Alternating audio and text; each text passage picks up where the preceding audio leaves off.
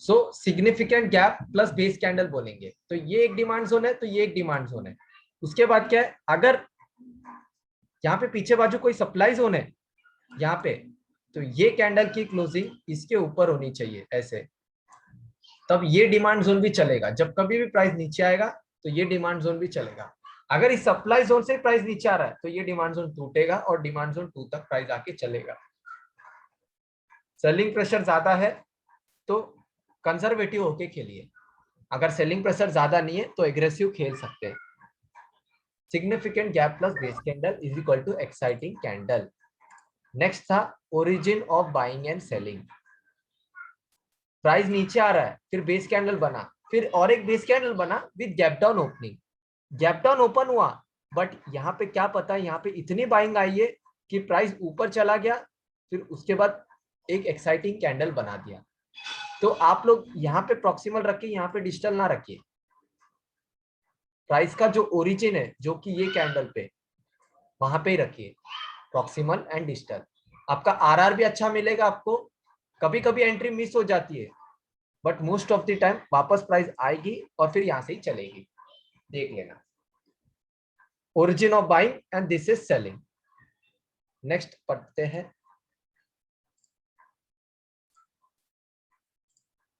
सब ध्यान रखना, एक एक चीजें एक एक लोगों को पूछूंगा मैं लास्ट में, तो एक एक को सबको बताना है, लास्ट में पूछूंगा सभी को।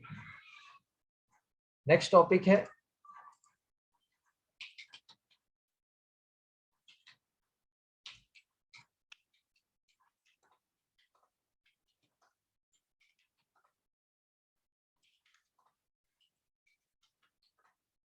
Distribution of buying and selling. Next है distribution of buying and selling. इसमें क्या होता है, प्राइस आ रहा है नीचे, प्राइस आ रहा है नीचे, उसके बाद बेस कैंडल,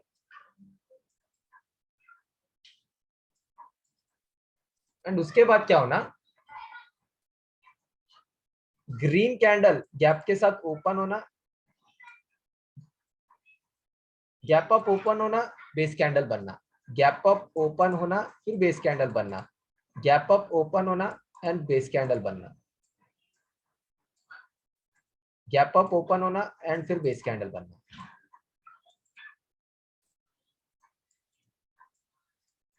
इसमें क्या हो रहा है, प्राइस जो है ना, प्राइस डिस्ट्रीब्यूट हो रहा है, इधर थोड़े पेंडिंग, इधर थोड़े पेंडिंग ऑर्डर, इधर थोड़े, इधर थोड़े, इधर थोड़े। तो इसमें क्या हो रहा है, डिस्ट्रीब्यूशन हो रहा है पेंडिंग ऑर्डर की, और प्राइस ऊपर तो जा रहा है, बट गैप अप ओपन हो रहा है, डेली बेस कैंडल बन के रह जा रहा है, गैप अप ओपन हो रहा है, बेस कैंडल बन के रह जा रहा है, गैप अप ओपन हो रहा है, बेस कैंडल बन के रह जा रहा है।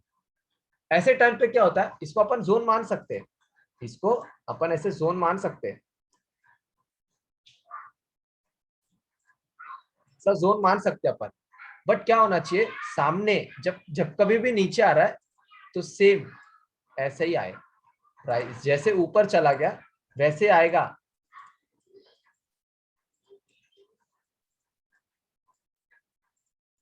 तो ये सस्टेन करेगा, यहां से ऊपर जा सकता है। मतलब अगर ऐसा नहीं आया, प्राइस सेलिंग प्रेशर ज्यादा है, तो ये खत्म हो जाएगा, क्योंकि ये जो है डिस्ट्रीब्यूट होके आया है प्राइस। प्राइस जो है यहाँ पे थोड़े पेंडिंग है, यहाँ पे थोड़े पेंडिंग है, यहाँ पे थोड़े पेंडिंग है। तो जब कभी भी सेलिंग प्रेशर ज्यादा होगा, ऐसे लेवल टिकेंगे नहीं।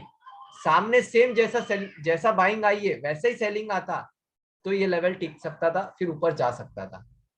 बट सेलिंग ज्यादा रहेगा तो ये लेवल कुछ काम के नहीं है, क्योंकि ये डिस्ट्रीब्यूट होके जा चुके हैं, डिस्ट्रीब्यूट होके प्राइस ऊपर जा चुका है। ठीक है, इसका एक एग्जांपल बताता हूँ, देख लीजिए।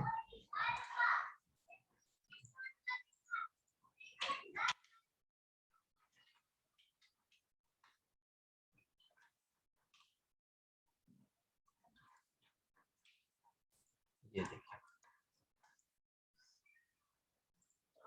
ये देखिए,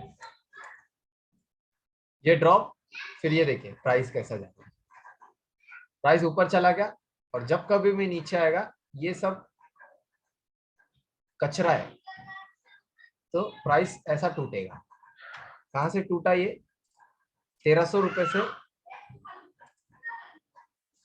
1050, 200 पॉइंट, 250 पॉइंट टूटा। तो ऐसा कुछ रहेगा तो नहीं टिकेगा। अब ये तो पहले से चल चुका है, ये वाला देखा जाए अपन, ये वाला ये पहले से चल चुका है ना, तो ये थोड़ी वापस चलेगा। ये देखिए इसमें आया प्राइस, इधर से ही चल रहा है ना, बट और कुछ रोकने के लिए नहीं है अभी इसको, प्राइस को। तो ऐसा जब सेलिंग प्रेशर आएगा तो ये सब बेस कैंडल से, इसको एक्साइटिंग नहीं मान सकते आप, इसको एक्साइटिंग नहीं मान सकते, तो ये सब बेस कैंडल है, प्राइस डिस्ट्रीब्यूट होकर प्राइस ऊपर चले गई है। तो प्राइस जब टूटता है तो ऐसा टूटता है। 250 रुपए एक ही दिन टूट गया, रोकने के लिए कुछ नहीं है। ये डेली का चार्ट है एयू बैंक का, तो रोकने के लिए कुछ नहीं रहेगा, तो प्राइस ऐसे ही गिरता है फिर। तो उसको ही बोलते हैं डिस्ट्रीब्यूशन ऑफ बाइंग। सेम ऐसे ही काम में आएगा सेलिंग के लिए, सेलिंग भी ऐसे ही काम में आएगा। वो भी चेक कर लेते। कौन लेफ्ट हुआ? तुषार, ठीक है।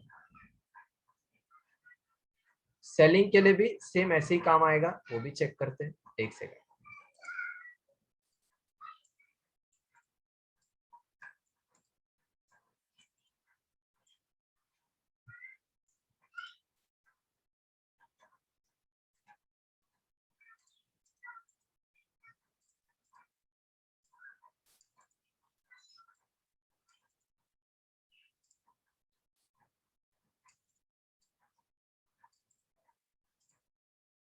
प्राइस गैप डाउन ओपन होना, बेस कैंडल बनना,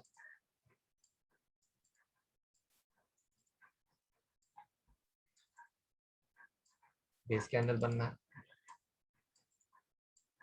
बेस कैंडल बनना। इसमें भी सेलिंग के पेंडिंग ऑर्डर जो है डिस्ट्रीब्यूट हो रहे हैं, यहाँ पे तोड़े, यहाँ पे तोड़े, यहाँ पे तोड़े, यहाँ पे तोड़े। तो बाइंग ज्यादा आएगी तो ये लेवल ब्रीच हो जाएगा। अगर सेम बाइंग ऐसे ही आएगी, जैसा ऊपर नीचे गया प्राइस, वैसे ही बाइंग आएगी, थोड़ा थोड़ा थोड़ा थोड़ा, तो ये लेवल सस्टेन करेगा, वापस वहां से नीचे आ जाएगा यहाँ पे। तो इसको ही बोलते हैं distribution of buying and selling. ऐसा भी पिक्चर दिखे आपको तो उसको कंसीडर करिए, ऐसा लेके काम में लेना है इसको। एक एक पिक्चर दिखा रहा हूँ, अलग अलग पिक्चर कैसे दिखेंगे इसमें, तो वो सब चीजें दिखा रहा हूँ इसमें आपको।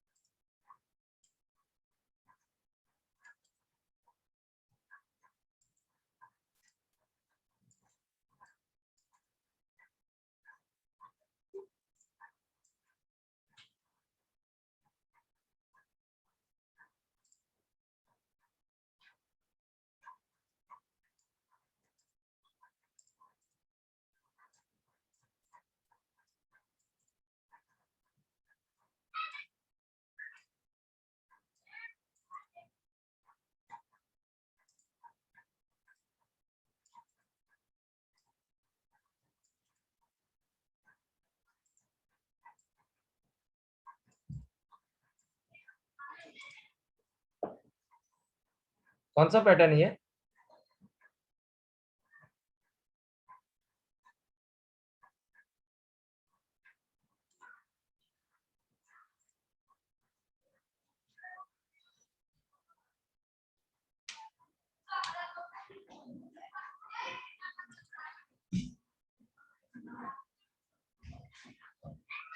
एक ही पैटर्न दिख रहा है गणेश?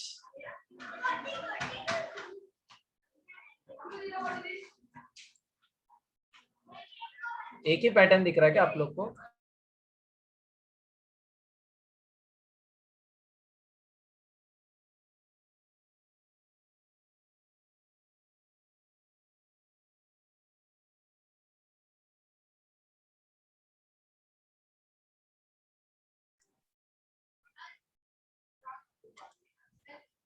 कौन सा पैटर्न है पूछ रहा हूँ, बताया नहीं आप लोग ने, सिर्फ गणेश ने बताया।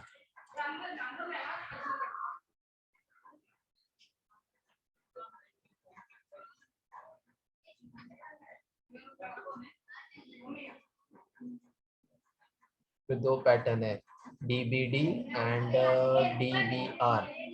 डीबीआर दो बताया, ओमकार ने दो बताया। ओके, देखिए आप लोग बोलते होंगे ये एक पैटर्न, एक सेकंड।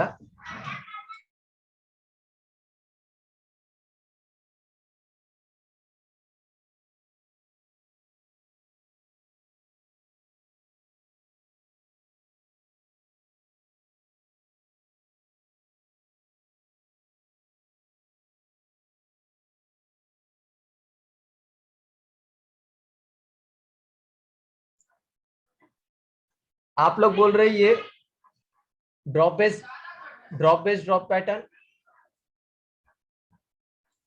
ये ड्रॉप बेस रैली पैटर्न, ये रैली बेस रैली पैटर्न आप लोग बोलते होंगे, बट नहीं, ये पूरा है ना कचरा है, ये गार्बेज है। बेस कैंडल से आपको बड़ा दिखेगा, वो एक्साइटिंग कैंडल दिखेगा, बट ये होता है गार्बेज एरिया। गार्बेज एरिया होता है ये। तो जब कभी भी आपको ऐसे दिखे तो उसको आप लोग को नहीं मानना है, ये सब गार्बेज एरिया है। हाँ, ये बोल सकते हो आप लोग ड्रॉप बेस रैली, जैसा पहले गणेश ने बोला, ड्रॉप ये सब बेस ये रैली, ऐसा बोल सकते हो, इसको डीबीआर कंसीडर कर सकते हो, डीबीआर पैटर्न कंसीडर कर सकते हो। बट क्या हो रहा है यहाँ पे, लेवल अच्छा नहीं है, बिकॉज बेस कैंडल्स ज्यादा है, लेवल अच्छा नहीं है।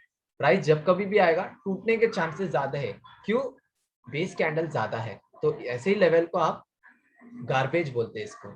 प्राइस गार्बेज के थ्रू प्राइस ऊपर जाती है और गार्बेज के थ्रू प्राइस नीचे आती है, तो उसका कुछ काम नहीं है, इसका कुछ काम नहीं है, पूरा कचरा है वो एरिया पूरा। ठीक है, जब ज्यादा सेलिंग प्रेशर आएगा ना, ऐसे ही टूट जाएगा। और ऐसी सेलिंग में है ग्रीन कैंडल, फिर base base base base base, फिर रेड कैंडल, बाइंग आ गया तो ये ऐसे ही टूट जाएगा, ये वाला लेवल, बाइंग ज्यादा आ गया तो इसी को बोलते हैं गार्बेज एरिया। तो आप कभी भी ऐसे देखोगे तो उसको कंसीडर करना नहीं है, इसको गार्बेज एरिया बोलते हैं। अब मुझे एक एक लोग एक एक टॉपिक समझाओ। सबसे पहला हमने पढ़ा क्लोजिंग कंसेप्ट, उसके बाद पढ़ा significant gap plus base candle is equal to exciting candle, and उसके बाद में पढ़ा हमने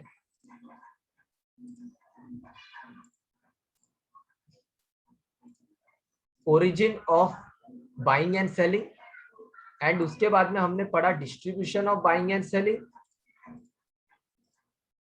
बाइंग एंड सेलिंग, एंड उसके बाद में हमने पढ़ा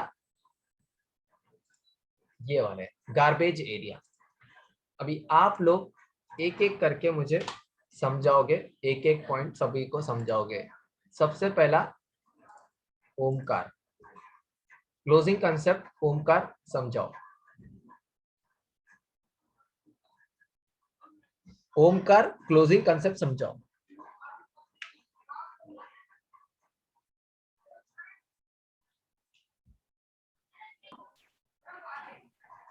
हाँ बोल विलास। हाँ, क्लोजिंग कंसेप्ट समझा सभी को।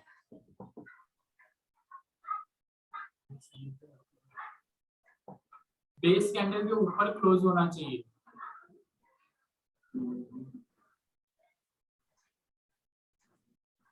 क्या समझा नहीं, वापस रिपीट कर। लेकिन के ऊपर लेगआउट, लेगआउट का क्लोजिंग ओके सप्लाई जोन के लिए। ओके, गणेश एक बार तू समझा दे क्लोजिंग कंसेप्ट।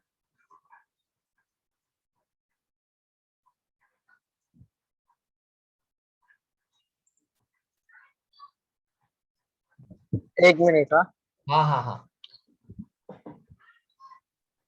म्यूजिक कॉन्सेप्ट मतलब अभी जो बेस कैंडल है उसका आ, मतलब लोएस्ट विक वहाँ पे मतलब सपोर्ट जोन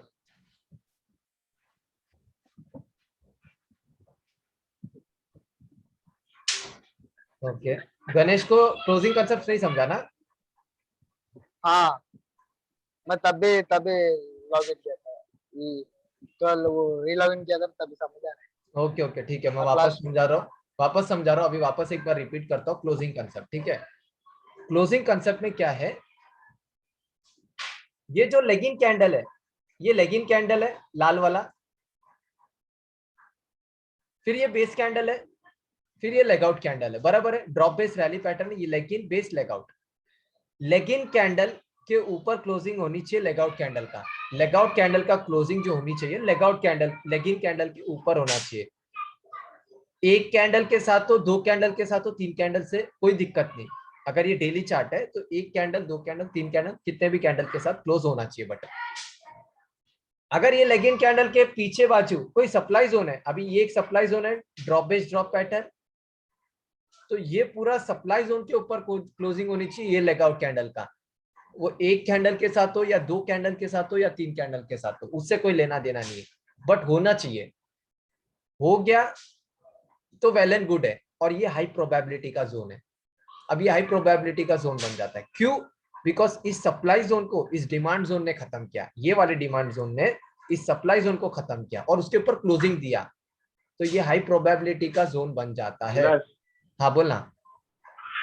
मैं क्या बोल रहा हूँ, जो पीछे का जो सप्लाई जोन है ना, हाँ ये जो पहला लेगिन एंड फिर उसके बाद बेस है, लेगआउट है ना, हाँ तो ये जो उसके बाद जो सब और एक आया ग्रीन कैंडल, लेगआउट के बाद और एक ग्रीन कैंडल आया, ये वाला, तो जो हाँ वो वाला, फिर हाँ उसके पीछे लेगिन से पहला और एक रेड कैंडल है, देख, ये वाला, तो वो क्या बोल रहे हैं, हाँ वो वाला, हाँ तो तू क्या बोल रहा है कि उसके ऊपर क्लोज होना चाहिए?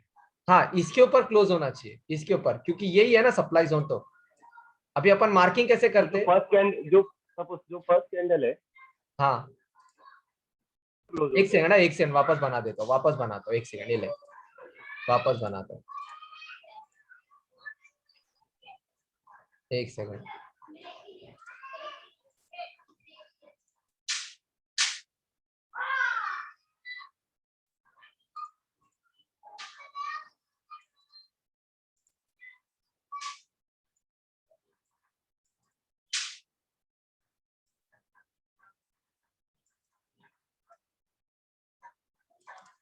ड्रॉप बेस रैली पैटर्न है, ठीक है, ये कैंडल के ऊपर इसकी क्लोजिंग होनी चाहिए, ये कैंडल की क्लोजिंग इसके ऊपर होनी चाहिए, ये वाले कैंडल की क्लोजिंग इसके ऊपर होनी चाहिए। हो रहा है? नहीं हो रहा है, तो क्या करना, क्लोजिंग ऐसे होनी चाहिए, मतलब कि ऐसे, ऐसे क्लोजिंग होनी चाहिए। हाँ अगर इसके पीछे कोई सप्लाई जोन है,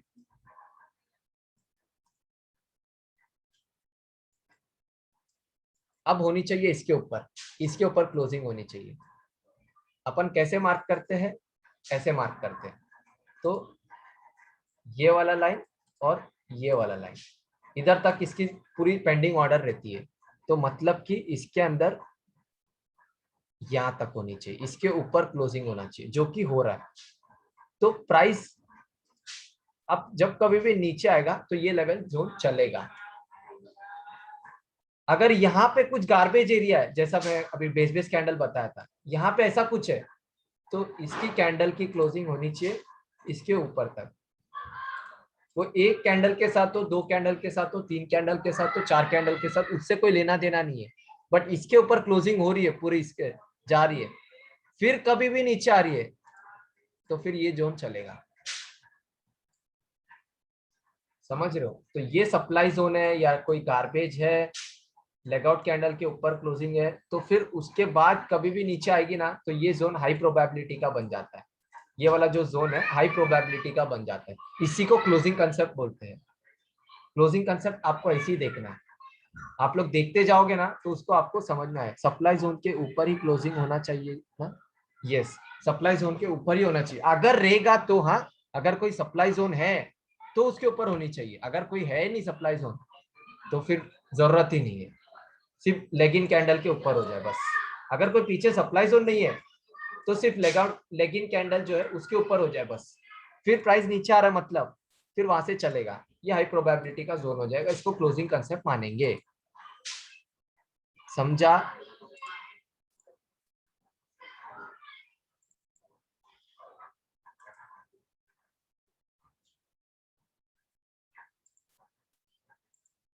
उसके बाद पढ़ा था significant gap plus base candle is equal to exciting candle.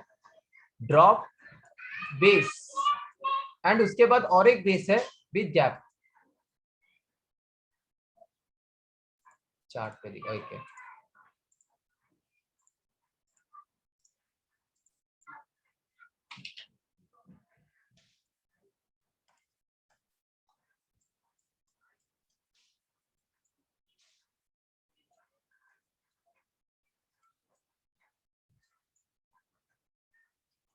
ये देखो यहाँ पे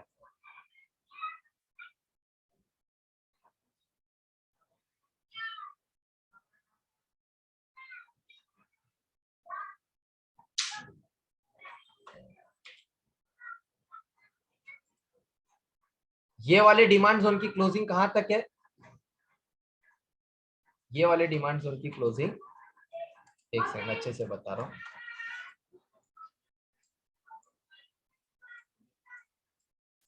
ये वाले डिमांड जोन की क्लोजिंग जो है यहां तक है, ठीक है। प्राइस इसमें आया और फिर ये चल गया और इसकी क्लोजिंग यहां तक है, इसके ऊपर है, तो ये भी चलना इसका भी पॉसिबल है, ये भी चलेगा क्योंकि इसकी ये डिमांड जोन की क्लोजिंग यहाँ तक है और ये डिमांड जोन की क्लोजिंग यहाँ तक है, यहाँ तक है और ये यहाँ तक है, इसके ऊपर है ये वाली क्लोजिंग, तो ये डिमांड जोन भी चलेगा। एक सेकेंड, ये देखिए एक बार आया चल गया, दूसरी बार आया चल गया, तो तीसरी बार आया चल गया। एक बार चले बट अपने को सिर्फ एक बार कंसीडर करना होता है, बस एक बार। वो 2 बार चले 3 बार चले उससे कोई लेना देना नहीं। देखिए ये वाले डिमांड जोन की क्लोजिंग यहाँ तक की है, अगर इसकी क्लोजिंग यहाँ तक होती थी ना तो इसका चलना मुश्किल हो जाता था। ये वाले डिमांड जोन की क्लोजिंग सिर्फ यहाँ तक होती, अगर यहाँ तक होती और फिर नीचे आ जाता था, ये डिमांड जोन ब्रीच हो जाता था। क्यों? इसके ऊपर क्लोजिंग नहीं दे पाया था, इसके वजह से। अगर अभी दे दिया इसने, इसके वजह से ये जब आया चल गया ना, एक बार चला 2 बार चला 3 बार चला उससे कोई लेना देना नहीं, बट अपने को एक बार कंसीडर करना। समझ रहे हो? इसमें ऑलमोस्ट कितने पॉइंट्स का मूव दिया इसने, पर मार्क कैसे करते हैं ऐसे। एक सेकंड,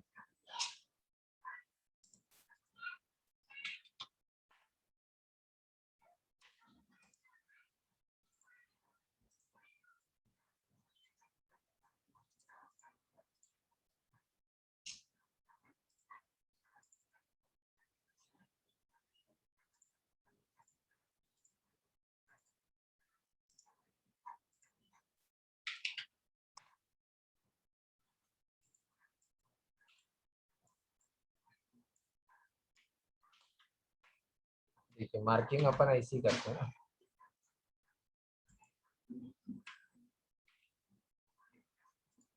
ऐसे ही करते राइट।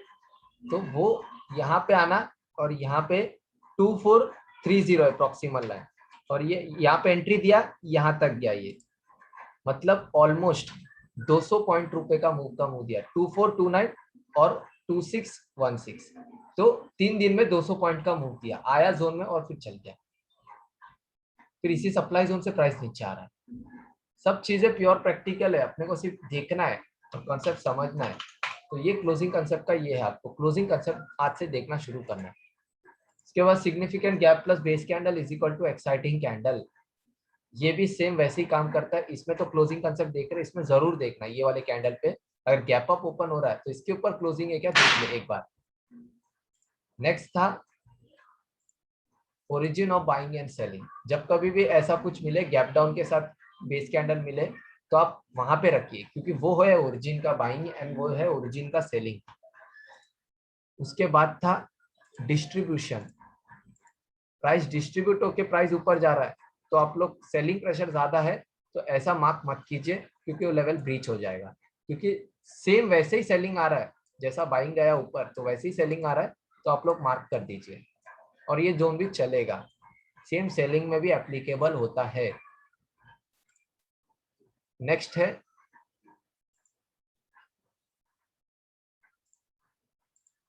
Garbage area.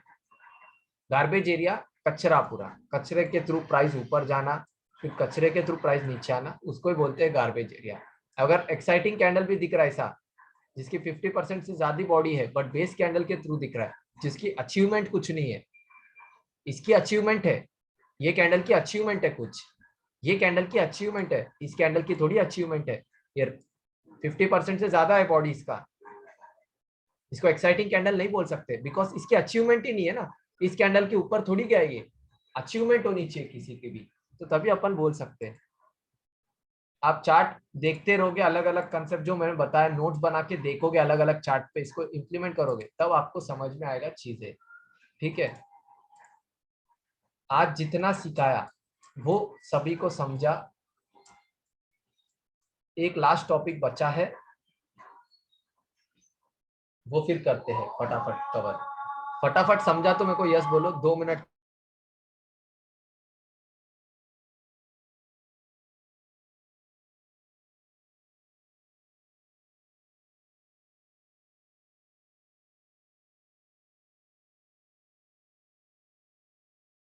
दो मिनट के लिए रुकिए, हाँ, बस 2 मिनट के लिए।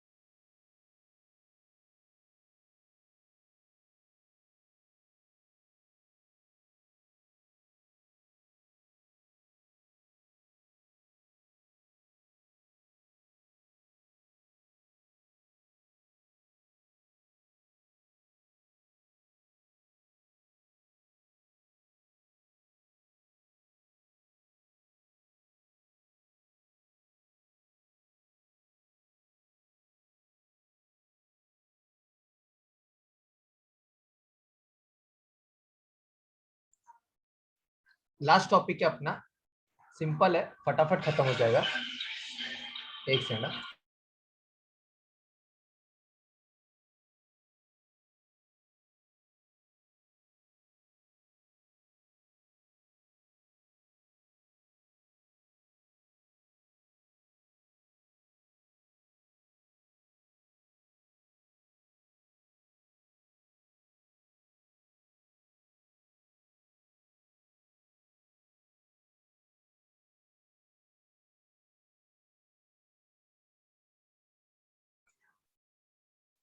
स्मॉल टॉपिक है, how to check trend.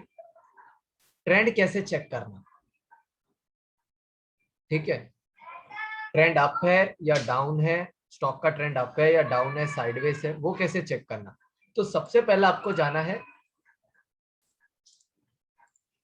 Chart पर जाके राइट क्लिक करना और जाना है स्टडी पर और फिर करना ऐड स्टडी, एंड इसमें एवरेज पे जाना, सिंपल ही रहेगा, और एवरेज पीरियड करना 50। एवरेज टाइप होगा सिंपल और एवरेज पीरियड होगा 50, और इसको कर देना थोड़ा थिकनेस अपने हिसाब से जैसा रखना है, थिकनेस 3 रख रहा हूं और अप्लाई कर देना, ये आ गया। इसका ट्रेंड। चेक कैसे करना है इसको, ये ट्रेंड अप है या डाउन है वो कैसे चेक करना। जो फर्स्ट कैंडल है वहां से राइट से लेके लेफ्ट तक 7 कैंडल काउंट करना है। 7 कैंडल, 1 2 3 4 5 6 7। 7 कैंडल पे यहाँ पे एक वर्टिकल लाइन डाल दीजिए, और जहां पे ये एवरेज जहां अपन ने किया है, एवरेज का जो ऐड किया अपन ने, वो सिंपल मूविंग एवरेज है, मूविंग एवरेज है वो, सिंपल मूविंग एवरेज। और जहां पे ये लाइन कट कर रहा है मूविंग एवरेज को, वहां पे एक ओरिजेंटल लाइन प्लॉट कर दीजिए। यहाँ पे कट कर रहा है, देखिए यहाँ पे कट कर रहा है, इसकी वजह से मैंने मूविंग एक ओरिजेंटल लाइन प्लॉट कर दिया। आपको समझाने के पर्पज से ये बता रहा हूँ, बाकी डायरेक्ट समझ जाओगे। एक सेकेंड,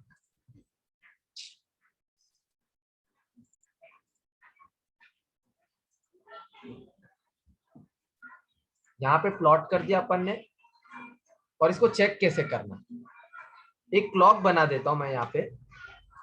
ये है 12, ये है 3, ये है 6,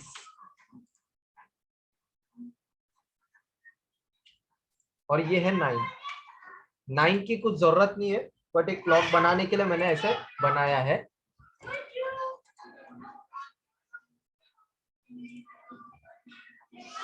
ट्वेल्व, 3, 6, 9। मूविंग एवरेज कभी भी आगे की तरफ जाता है, पीछे की तरफ नहीं जाता। तो अपने को सिर्फ ये 3 ही जरूरत है, 12 to 3, 3 to 6, ये 3 ही जरूरत है। तो कैसे समझना अप है या डाउन है, सिंपल है। अगर मूविंग एवरेज 12 और 3 के बीच में रहा, ये देखिए ये वाला लाइन, ग्रीन कलर का लाइन 12 और 3 के बीच में रहा, तो मूविंग एवरेज क्या होगा, अप होगा। 12 और 3 के बीच में रहा ये लाइन, मूविंग एवरेज का लाइन, तो ट्रेंड इज अप। अगर 3 और 6 के बीच में रहा ये लाइन, जो ग्रीन कलर का लाइन 3 और 6 के बीच में रहा, तो मूविंग ट्रेंड इज डाउन। अगर 3 के पैरेलल रहा, 3 के स्ट्रेट रहा, और उसको बोला जाएगा साइडवेज, साइडवेज बोलेंगे अपन। HDFC का ट्रेंड है डेली पर अप है, एक बार वीकली पे चेक कर लेते हैं। 1 2 3 4 5 6 7 8, 7 तक करना, और फिर एक हॉरिजॉन्टल लाइन प्लॉट कर देना। मतलब 12 से 3 के बीच में ये line, that means trend is up.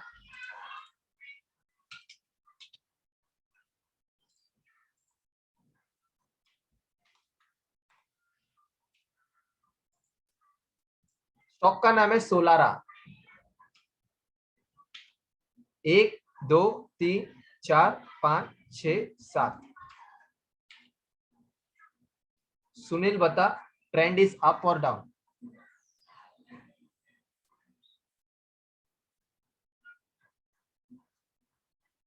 Sunil फटाफट बता क्या है, 5 मिनट ही बचा है। हेलो, हाँ बोलना। नीचे है ट्रेंड। ट्रेंड डाउन है, ओके। गणेश, ट्रेंड अप है या डाउन है?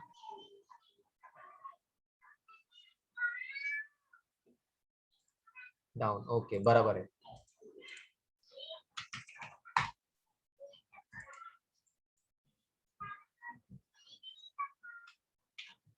One two three four five six seven.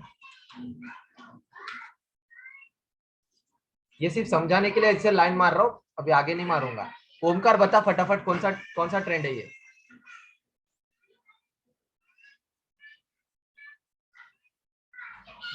Omkar, कौन सा ट्रेंड है?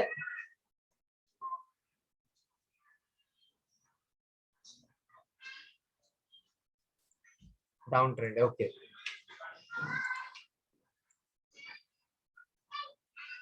कौन सा ट्रेंड है बता दो, सभी लोग बताओ। अभी लाइन नहीं खींचूंगा, ट्रेंड बताओ।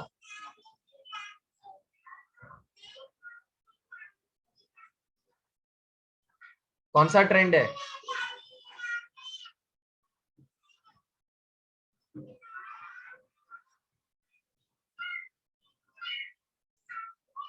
Up trend, okay. ये देखिए, ओके, ये देखिए, 1 2 3 4 5 6 7 7, ये हॉरिजॉन्टल लाइन यहाँ पे कट कर रहा है, यहाँ पे प्लॉट कर दिया, ये अप है, ट्रेंड अप है। तो आप लोग को ऐसा ही ट्रेंड चेक करना है। वीकली पे अप है, कोलपाल वीकली पे ट्रेंड अप है, डेली पे देखिए ट्रेंड डाउन है।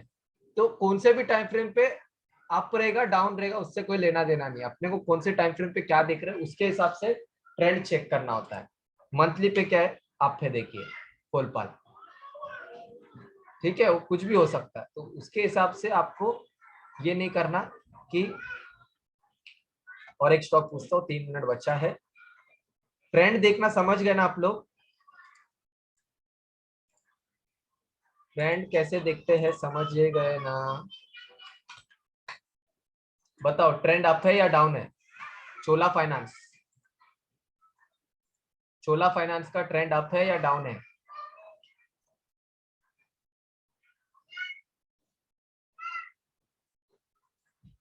यस, अप है। आज से आप लोग को ये भी आपके चार्ट पे अभी होना चाहिए। Moving average, simple moving average 50 आज से आपके चार्ट पे लगा दो, क्योंकि आज से आपको चेक करना है ट्रेंड अप है या डाउन है ये। हाँ, एक सेकंड, साइडवेज का ना,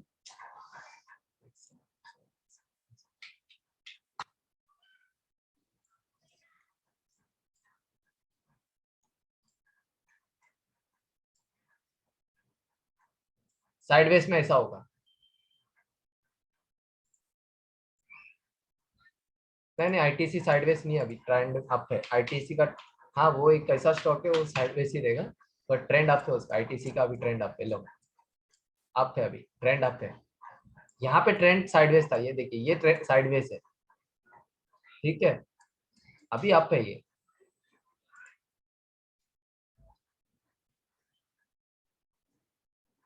हाँ हाँ, वो लास्ट कैंडल में चार्ट रेड था, कैंडल रेड था, मूविंग एवरेज अप था, वो मूविंग एवरेज की क्लास में पढ़ेंगे। अच्छा क्वेश्चन है ओमकार, गुड। वो मूविंग एवरेज की क्लास में पढ़ेंगे। मूविंग एवरेज क्या होता है वो नहीं बताया, सिर्फ मैंने ट्रेंड क्या कैसे चेक करते हैं वो बताया। मूविंग एवरेज का क्लास और एक है, तो उस क्लास में अपन पढ़ेंगे मूविंग एवरेज क्या होता है, ठीक है। वो बात, क्वेश्चन बराबर है, सही क्वेश्चन है, गुड, ठीक है। तो ट्रेंड ऐसे चेक करना है। आज से आप लोग चार्ट पे लगा दो moving average 50, simple moving average 50 लगा दो आज से, और ट्रेंड ऐसे चेक किया जाता है, वो समझ में आ गया, ठीक है। फर्स्ट कैंडल से 7th कैंडल पीछे जाना, और जहां पे मूविंग एवरेज कट कर रहा है वहां पे एक लाइन प्लॉट कर दो, और ऊपर है या नीचे चेक कर लो, ठीक है। वो बस समझाने के पर्पज से बताया था। बस आज के लिए इतना ही।